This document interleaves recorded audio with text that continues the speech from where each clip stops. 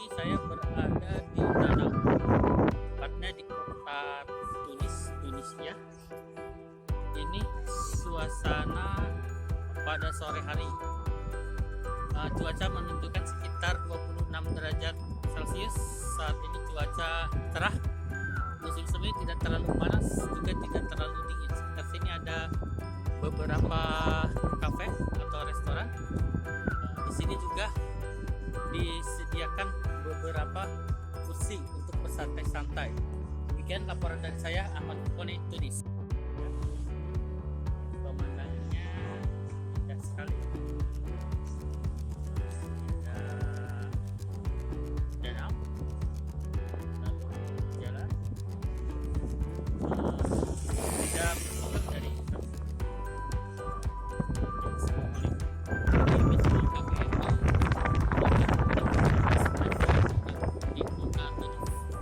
saat ini cuaca menunjukkan sekitar 25 derajat Celcius seperti di Solo atau di Serang, Banten. Baik, bismillahirrahmanirrahim. Assalamualaikum warahmatullahi wabarakatuh. Rai lovers, dimanapun Anda berada, pada kesempatan sore hari ini, tanggal 30 September 2020, saya berada di Cafe Rendezvous. Betul nggak tuh ya, Rendezvous ya? Rendezvous. Rendezvous. Wah, ini bahasanya bahasa Prancis, Rendezvous ya. Rai lovers, dimanapun Anda berada, di kesempatan sore hari ini adalah kesempatan kedua saya berbincang tentang seorang dosen yang dari Rangkas Bitung dari Universitas Muhammadiyah Tangerang mengajarnya, yaitu berangkat menjadi tenaga pengajar BIPA di Tunisia, bahasa Indonesia penutur asing ya. Di tengah-tengah di samping kanan saya ada Pak Ahmad Purkoni. Selamat sore, Kang. Selamat sore. Selamat sore ya. Kemudian di samping kiri saya seorang penulis yang cukup terkenal di Indonesia, tidak lain adalah Golagong, penulis Balada Siroy. Bagaimana Mas Gong? Sehat? Sehat, ngopi di Rendezvous. Nikmat ya. Selamat ya, udah dimonet ya. Ini tandaannya ya. Dimonet. Selamat luar biasa ya. Bismillahirrahmanirrahim. YouTube Rama TV AS sudah dimonet. Oke ya. Baik, Rai lovers dimanapun Anda berada. Nah, karena Pak Ahmad Purkoni ini di episode pertama di YouTube Rahmat LDAS itu sudah juga berbincang tentang perjalanannya menjadi tenaga pengajar BIPA di Tunisia. Ngomong-ngomong Pak Ahmad Purkoni, Iya. bahwa dalam perjalanan Anda menjadi pengajar BIPA di Tunisia itu Anda rencana mau dituliskan menjadi sebuah buku. Insya Allah. Bisa dijelaskan gimana coba? Ya, itu baru rencana ya. Iya. Karena kemarin saya ngobrol-ngobrol dengan teman, dengan Pak Ibnu, atau nama lengkapnya Pak Ade Jaya, yang baru pulang dari Belanda menyelesaikan S3 di Universitas Leiden. Beliau menyarankan untuk menulis pengalaman saya, baik itu pengalaman mengajar ataupun pengalaman tinggal, untuk menuliskan semuanya itu dalam bentuk buku. Dalam bentuk buku. Menurut pengalaman yang sudah dilalui oleh Pak Ahmad Purkoni, menarik tidak di sana Pak Ahmad Purkoni, Tunisia itu, kalau ditulis menjadi sebuah buku? Ya, menurut saya menarik ya, tapi saya belum pernah menulis sebuah buku. Misalnya dari sisi bahasa di Tunisia itu orang-orang berbicara lebih dari 2 bahasa rata-rata. Oh begitu ya, jadi sangat menarik kalau ditulis menjadi sebuah buku. Ya, menarik. Ya. Mas Golagong ada di samping kiri saya. Mas, kalau tulisan yang paling cocok untuk Pak Ahmad Purkoni seperti ini harus bergenre seperti apa agar kemudian tulisan-tulisannya itu bisa memotivasi atau juga bisa mengajak orang paling tidak berkunjung, atau juga sama seperti Pak Ahmad Purkoni menjadi pembelajar di Tunisia? Seperti apa kira-kira gaya tulisannya? Ya, jenis tulisannya kalau orang bepergian ke satu tempat, kalau dituliskan biasanya disebutnya travel writing atau catatan perjalanan. Nah, jadi Pak Purkon, Pak Ahmad Purkoni, panggilnya apa Pak Ahmad? oh, Pak Purkon ya. Ya. Jadi Pak Purkon ini punya motif menulis buku ini untuk siapa? Apakah hanya untuk laporan ke Badan Bahasa bahasa yang memberangkatkan, atau ingin agar orang-orang terdekatnya, lingkungannya, terutama di Rangkas Bitung ya. Iya, Kan tidak banyak orang Rangkas Bitung yang bisa ngajar di luar kan? Iya. Tidak banyak. Nah, kalau punya motivasi agar orang-orang Banten lebih luas lagi Indonesia, maka travel writing ini di sini semacam travelog, semacam orang membaca, oh saya pengen ke Tunisia menjadi pengajar. Iya. Tapi juga, oh saya nggak bisa ngajar, tapi mau traveling lah ke sana. Karena di dalam buku itu ada how to get there-nya. Bagaimana cara kesananya, dibiayai atau dia sendiri, atau naik kapal laut, renang. Lalu sampai sana, how to stay. Ya, how to stay. Kalau tadi dibiayain kan sudah ada wismanya. Lalu kalau kita nih yang enggak datang sendiri misalnya ya, berapa biayanya? Terus sampai sana makannya how to eat, kulinernya. Ternyata banyak juga yang masih tulis ya Mas. Ya, bisa jangankan 2 bulan ya. Nah, saya tinggal di Tunisia 5 bulan. 1-2 hari aja bisa jadi 1 buku. 1 hari 2-3 bulan. Luar biasa. Itu ya. Baik. Begini Mas, Mas Golagong sendiri kan sudah sangat terkenal tuh tulisan-tulisan travel writer-nya. Sebenarnya tulisan-tulisan yang nanti akan ditulis oleh Pak Ahmad Burkoni banyak kasih contoh-contoh buku yang lain. Yang kemudian banyak menginspirasi orang. Banyak. Jadi yang paling bahaya itu perjalanannya luar biasa. Iya. Dituliskannya biasa saja.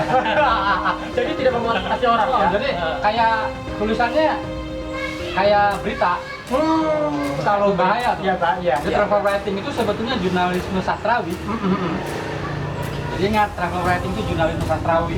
Karena kita diberi kesempatan mengeksplorasi. Jadi misalnya Burkoni naik ke sana itu naik pesawat apa? Sama nggak dengan kereta api? Sana apa? Ya kan? Nah, terus bawa apa? Biasanya kalau ke Jakarta bawa apa ini? Bawa koper apa ransel? Hal-hal detail kecil gitu. Itu bisa membuat pembaca ingin melakukan hal yang sama. Begitu ya. Diksinya itu. Iya.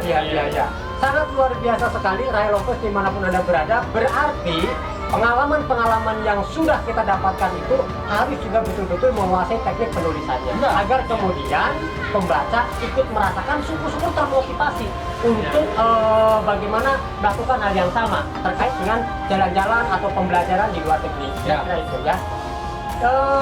Kemudian Pak Ahmad Burkoni, ke depan buku ini apakah hanya sebatas dicetak pribadi atau barangkali mau dibedah, didiskusikan atau barangkali diperjualbelikan? Seperti apa?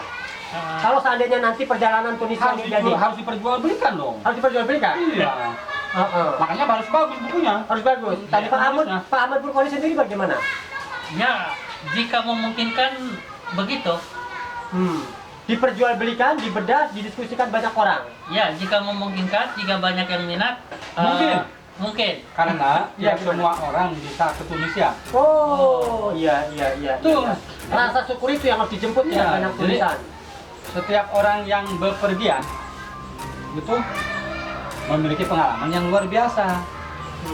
Nah, itu sudah jadi modal awal jadi seorang penulis. Iya.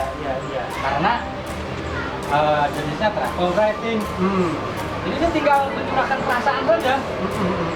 Nah, yang paling bahaya tadi itu kata saya ditulis biasa-biasa saja karena dibebani. Dibebani pikiran karena pemerintah. Jadi kesannya kalau pemerintah harus formal kan? Iya. Nah, jadi harus bikin laporan. Nah, ingat jangan bikin laporan. Siap. Benar. Menuliskan perasaan. Iya. Menuliskan sesuatu pengalaman yang tidak didapat oleh semua orang. Saya ngebayangin turun dari bandara, keluar dari bandara, melihat pohon-pohon di Tunisia itu sama nggak dengan di Indonesia? Tanah yang diinjaknya. Iya. Kalau kita menghirup nih, pasti ada bau-bau saljunya kan. Kan? Itu beda. Iya. Benar, beda. Pertama kali saya datang 11 Februari itu musim dingin. Itu dingin sekali. Dingin sekali? Ya, sekitar 7 derajat, lebih dingin dari Bandung itu. Nah, kalau saya tanya, 7 derajat? Iya. Coba, tulang gimana rasanya? Kulit, tubuh menggigil? Ya, menggigil. Itu yang ditulis. Itu hanya awal-awal saja. Kesananya ya sudah terbiasa dengan menggunakan jaket, keluar sarung tangan. ingus, Oh iya. Enggak, Iya, benar. mimisan aja. Bukan, pilek, flu. Iya. Iya. Ketika musim dingin ya benar banyak yang flu. Iya. Khususnya orang Indonesia yang tidak terbiasa hidup di negeri musim dingin. Makanya orang Finlandia banyak yang kena, orang Eropa banyak yang kena corona karena berlibur ke utara. Bukan Finlandia. Ternyata corona di daerah dingin itu jahat. Iya. Iya, lebih banyak di daerah dingin. Baik. Seperti dulu ya, Mas Ong ya. Trial Lovers dimanapun Anda berada, diskusinya cukup menarik, akan kita lanjutkan. Mas Kang Ahmad Burkoni, Iya. kita masuk ke wilayah agak ini. Kalau kondisi dari Tunisia sendiri saat corona ini gimana? Kena juga di sana? Karena bisa jadi persoalan corona di Tunisia juga bisa masuk dalam sebuah bacaan buku, Mas Gong. Oh bisa, emang pada saat corona ya di sana? Iya. Oh iya, itu Iya, juga. Bagaimana? Bila-bila?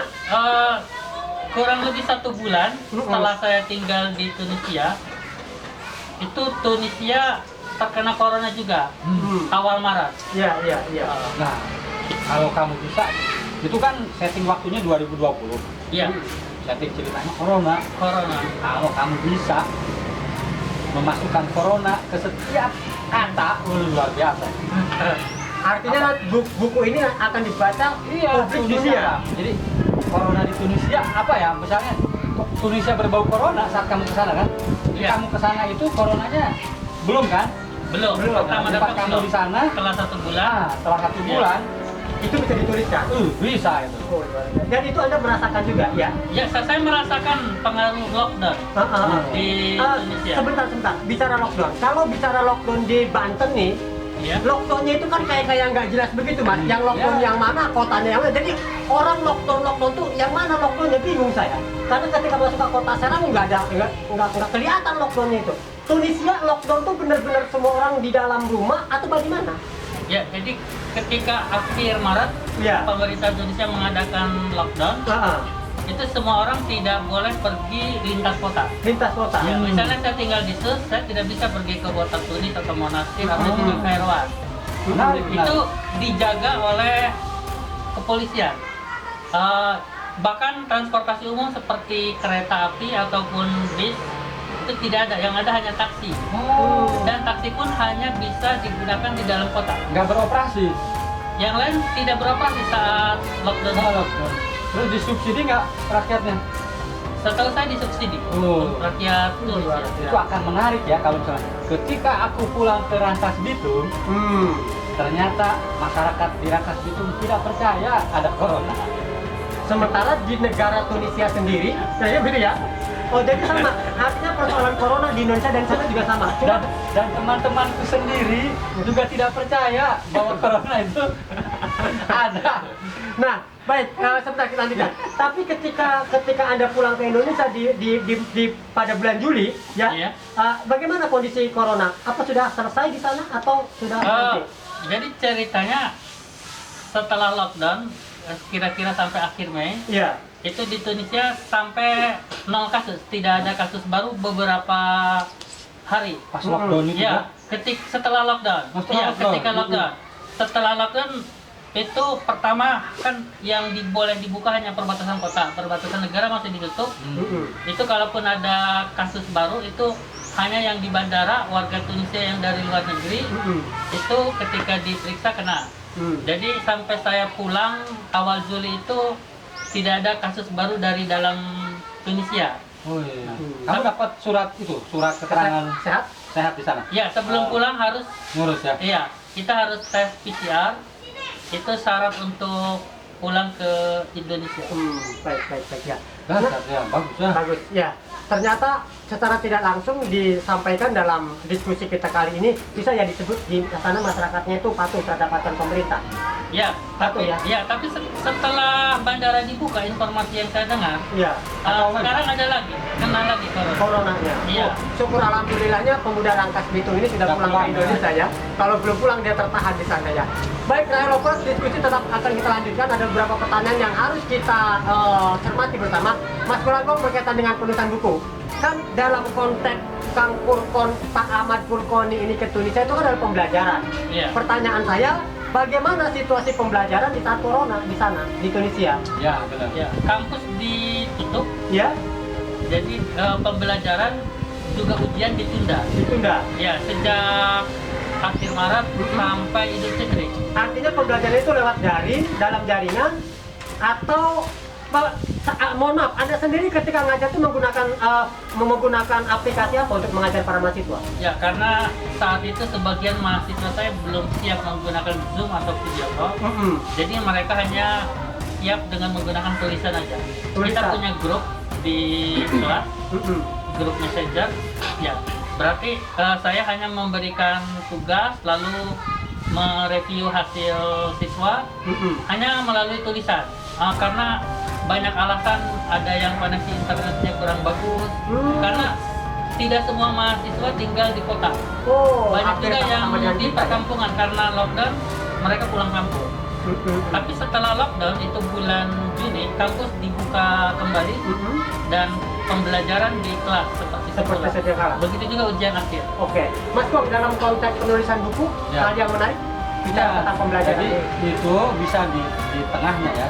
Kan tadi sebenarnya gini, menulis buku ini, praknya sebelum berangkat, how to get there tadi. Sebelum berangkat, begitu datang how to stay. Ya. Nah, di dalam how to stay itulah mulai dimasukkan episode kampus, episode lockdown, episode ngajar. Iya. Artinya bahwa dimanapun Pak Ahmad Burkoni melakukan aktivitas, di sana sebenarnya ada banyak tulisan. Iya, banyak tulisan. Baik. Lanjut, Pak Ahmad Burkoni, saya pengen tahu seberapa sih antusias mahasiswa di sana untuk belajar BIPA yang Anda lakukan di sana di Tunisia? Jadi ceritanya saya ngajar di jurusan sejarah. Bahasa Indonesia itu mata kuliah pilihan, bukan mata kuliah wajib. Pilihan. Iya. Ya. Nah, selain ngajar bahasa Indonesia, saya juga diminta untuk mengajar sejarah peradaban Indonesia. Juga saya mengajar di jurusan bahasa Inggris dan bahasa Arab, tapi itu bukan masuk mata kuliah, hanya sebagai kursus. Saya ingat ketika saya ngajar sejarah, saya sebutkan nama-nama presiden Indonesia, lalu saya terangkan dari mulai Pak Soekarno sampai Pak Joko Widodo. Ketika saya menerangkan Pak Abdurrahman Wahid, ini presiden Indonesia yang lancar berbahasa Arab, mereka beranggapan, ya tentu Pak, namanya aja bahasa Arab, Abdurrahman Wahid. Ya pasti bisa. Padahal tidak semua nama Arab di Indonesia itu bisa berbicara bahasa Arab. Betul. Menarik kan? Itu menarik. Untuk tulisan menarik ya. Bisa jadi satu subbab. Jadi di dalam how to stay di sana tuh kan, kamu bisa ngejelasin hal lucu itu. Jadi di dalam satu bab besar itu misalnya how to stay, kamu datang ke sana, lalu ada bab di kampus, bab nama bahasa Arab. Menarik itu. Iya. Baik, kita lanjutkan Mas. Kang Burkon, ingin saya tanya lagi, ini berapa sih dalam satu rombel mahasiswa yang Anda ajar di Tunisia itu? Di jurusan sejarah saya ngajar 8 mahasiswa. Di bahasa Inggris ada 2 yang khusus, lalu bahasa Arab ada 1. Sebenarnya ada beberapa mahasiswa dari jurusan bahasa Prancis yang ingin ikut kursus, cuman setelah saya promosi tidak lama ada corona, akhirnya tidak jadi. Dan yang bikin saya kagum ketika saya menerangkan Indonesia, sebagian mahasiswa itu beberapa ada yang bilang Bali. Bali. Ternyata Bali dikenal di Indonesia. Tapi Serang belum disebut. Maaf, pernah nanya nggak penulis dari Banten, dari Golagong? Mereka tahu nggak kira-kira? Soekarno banyak yang benar. Karena ketika saya bertemu beberapa orang, itu Indonesia identiknya dengan Pak Soekarno. Pak Soekarno. Iya. Luar biasa ya. Mas Dong. Ya. Kalau saya ingin tanya, kan mungkin banyak ya buku-buku Soekarno tuh ya, untuk menceritakan Soekarno. Sebenarnya di buku-buku itu Soekarno sampai kemudian ke Tunisia kenal, ada kisah sejarah apa sih di dalam bukunya? Itu juga bisa jadi subbab Soekarno. Jadi di daerah Asia Afrika, Soekarno itu dikenal sebagai pemimpin dunia ketiga yang sanggup memerdekakan negara-negara. Luar biasa. Jadi dikenal di konvensi Asia Afrika. Iya, Ya. konferensi Asia Afrika. Iya. Pas 1955 ya, kalau nggak salah, ya. Artinya itu boleh dimasukkan juga ke dalam buku Pak Ahmad Burkoni? Itu kan tadi nama Arab, Abdurrahman Wahid kan, Iya. terus presidenku dikenal, tentang Soekarno, itu bisa 2 halaman atau 3 halaman, 2 halaman ringan-ringan gitu, dan itu menarik. Iya. Ternyata dari zaman sejarah Indonesia itu sudah ditancapkan namanya di Iya. Indonesia. Baik, Pak Ahmad Burkoni, hal apa yang paling Anda sukai di Tunisia dan hal apa yang paling Anda tidak sukai? Kira-kira apa di sana? Yang Anda sukai? Yang paling saya suka itu musim semi. Musim semi, ada Musim apa? semi itu antara bulan Maret sampai Mei, karena cuacanya tidak begitu dingin, juga tidak panas. Ada yang Oh, gitu. gugur-gugurnya. Musim gugur saat ini bulan September, Oktober, November. Saya tidak mengalami. Kalau musim semi itu apa kamu perubahan warna atau apa ya?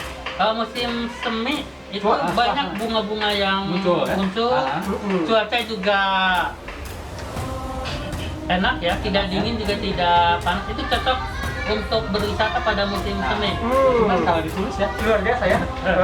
Cintaku musim semi, bersemi tidak- di musim semi di Tunisia. Gitu ya. tadi tidak dingin, tidak panas, cocok untuk berlibur. Untuk berlibur di Oh. musim semi. Juga untuk berwisata, selain kita bisa menikmati keindahan Tunisia, kita juga bisa meningkatkan kemampuan bahasa Arab dan Prancis. Karena ketika saya kursus bahasa Prancis di Indonesia, itu agak lama saya bisa, karena saya lupa apa yang sudah dipelajari. Sedangkan di Tunisia langsung bisa saya praktekkan. Iya. Yang tidak disukainya?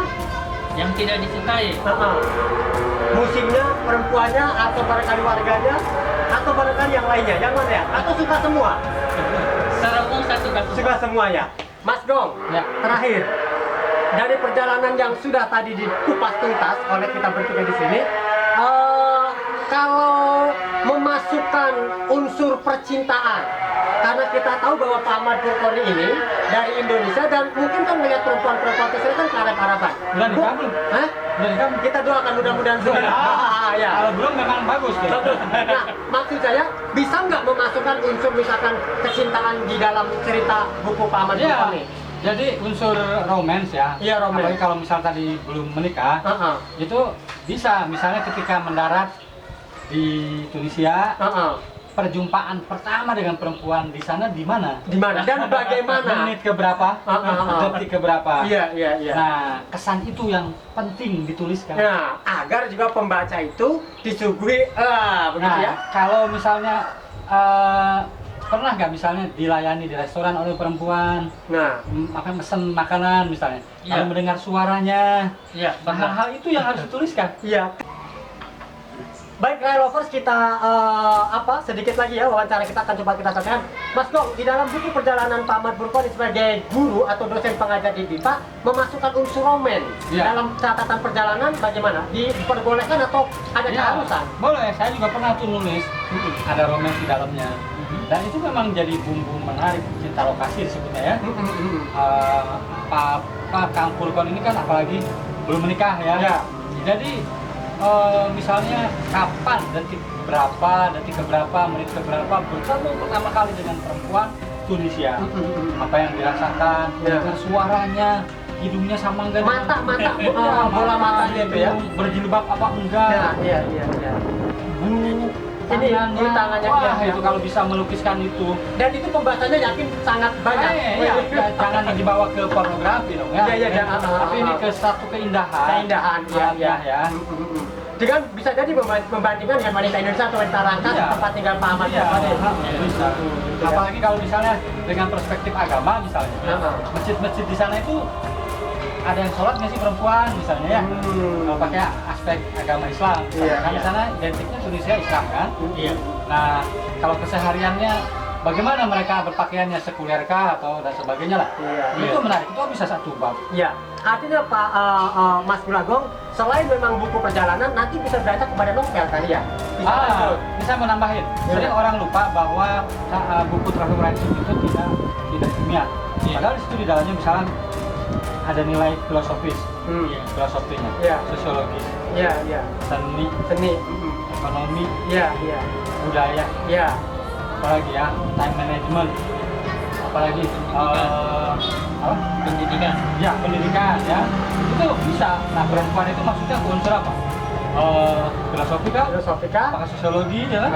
agama kah? Kalau dia Agama ya religion, itu bisa ya. religion. How to pray tadi. Ini bisa luar biasa. Nah, Rahel Lover ternyata panjang sekali kalau kita bicara tentang Dr. Cruz, belum lagi kepada puisi, belum lagi kepada cerpen dan lain-lain. Pak Ahmad Purkoni, waktu kita sangat terbatas. Apakah ada keinginan Anda untuk mengajar lagi ke sana? Atau barangkali ada keinginan untuk pergi atau pindah keluar ke tempat negara yang lain?